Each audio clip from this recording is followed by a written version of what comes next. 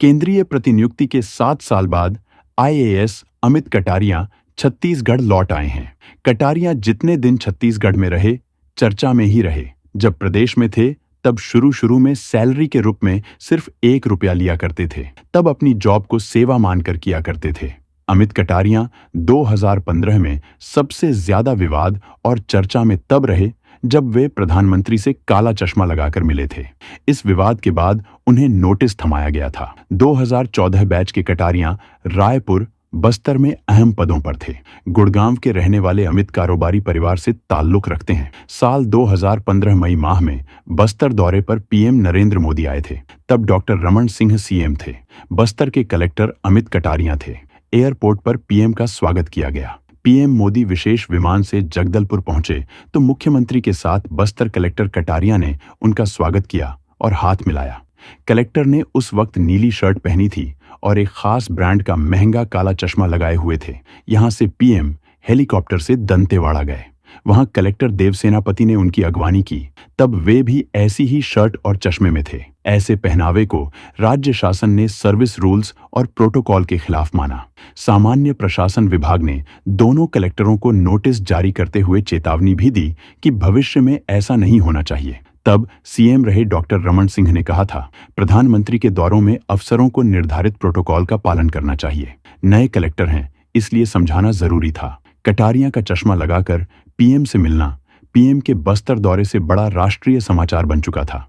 रायगढ़ में साल 2011 के जुलाई महीने की घटना है। उस समय कटारिया वहां के कलेक्टर थे। वरिष्ठ भाजपा नेता रोशन लाल अग्रवाल को उन्होंने अपने ऑफिस से डांटते हुए गेट आउट कहकर भगा दिया था। भाजपा नेता रायगढ़ के झूठ मिल क्षेत्र में गौरव पथ के निर्माण के दौरान अतिक्रमण हटाने में गरीब पीड़ितों का पक्ष रखने के लिए कलेक्टर के चैम्बर में गए थे। इसी तरह 2009 में नगर निगम कमिश्नर रहते हुए अमित कटारिया शहर के मेयर और भाजपा नेता सुनील सोनी से भिड़ गए थे। निगम की ही एक बैठक में दोनों के बीच बहस हो गई थी। कटारिया जब रायपुर नगर निगम के कमिश्नर थे, तब रातों रात अवैध निर्माण तोड़ देते थे। नेताओं का प्रेशर होता था तो उनसे भिड़ जाया करते थे। वो पैदल चलते हुए शहर का निरीक्षण करते थे। स्टेशन रोड पर दुकानें तोड़वाने का काम उन्होंने किया था। गुड़गांव के रहने वाले अमित ने इंजीनियरिंग आईआईटी दिल्ली से की है। उन्होंने अपनी पढ़ाई इलेक्ट्रॉनिक्स में पूरी की। बीटेक की पढ़ाई के दौरान ही उन्हें देश विदेश की नामी गिरामी कंपनियों से लाखों के पैकेज पर नौकरी का ऑफर मिला था, लेकिन वे आईएएस बनना चाहते थे, इसलिए सभी ऑफर ठुकरा दिया। कटारिया के परिवार का दिल्ली और आसपास रियल एस्टेट का कारोबार है। शॉपिंग मॉल और कई कॉम्प्लेक्स भी है। अमित की पत्नी प्रोफेशनल पायलट हैं। प्रतिनियुक्ति पूरी होने के बाद छत्तीसगढ़ कैडर के आईएएस अफसरों का वापस लौटना शुरू हो गया है। बीते 8 महीनों में अमित कटारिया को मिलाकर कुल 5 आईएएस अफसर राज्य लौट चुके हैं।